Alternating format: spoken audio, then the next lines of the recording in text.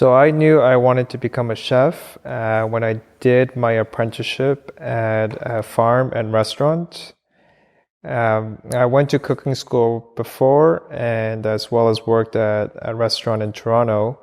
But at that time, I wasn't really passionate about food.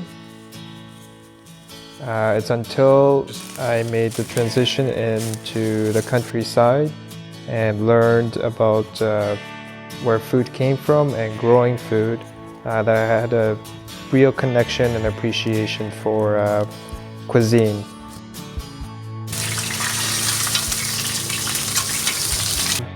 Thank you, Paper Heron, for the warm welcome and for your question. So the app we are developing is going to have a feature to scale the portions, so you can go as far as 1 portion to 10 portions or 12 or however many you like, and it will automatically change the quantities for you as well. Great idea about the secret family recipe. If you have any in mind, please feel free to send me an email and we can work together and figure out a recipe. As far as budget goes, it definitely depends on the quality of produce you get, but we do suggest using offcuts, for instance, like a beef cheek, and it'll yield the same kind of quality or texture as a tenderloin. And right now we're working on a beef cheek and barley soup recipe that you might really enjoy, and it's very budget friendly. How do you feel when you're cooking? Okay, how do I feel? Stressed? How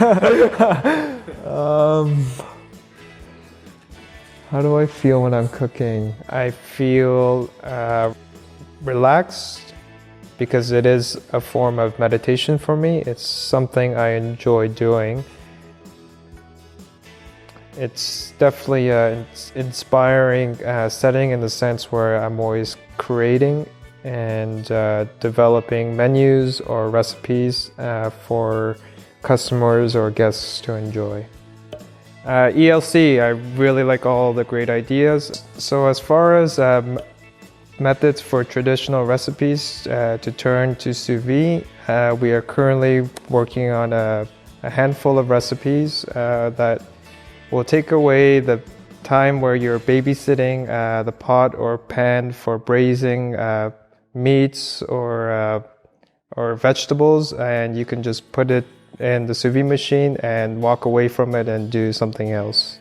Sous vide egg bites is something we're definitely going to do. We already are developing a recipe for that dish. For beef stroganoff, it can be done sous vide. We developed a recipe specifically for you to do in the sous vide machine. For chicken cordon bleu, I am totally with you on healthier alternatives. We developed a recipe to cook it in the oven and bake it instead of deep frying it. And if you follow us on Instagram, we posted a photo a few days ago. And thanks for the suggestion. So for the meatloaf, thank you for the suggestion again. And we have developed a meatloaf recipe for our sous vide machine, and it will be a stuffed meatloaf as well.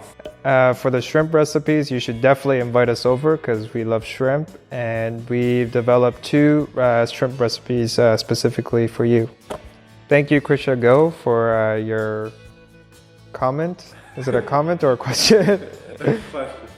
Is it a question? It's both. Okay, I'll just say thank you, Krisha Go, for your comment. Sous vide is probably definitely the best way to cook eggs because you can achieve so many ranges of doneness, and our application will be visually showing you what each temperature and time will result for your egg. So you will be able to try a few and see what's best with your ramen. Thank you, Dini81, for your question. We do have a couple of recipes developed for converting a crock pot recipe to a sous vide. We have beef cheek and barley soup that we're really excited to test. And you'll be happy to know that it covers the meat, vegetable, and starch component. So vegetables, roast beef, and mutton are all ingredients we're gonna have covered. Thank you, Lucky McKean, for your question. Sous vide is the ideal cooking method for proteins, so most of our recipes are going to be gluten-free. Thank you, YK Ange, for your comment. Keto diet is actually phenomenal for sous vide.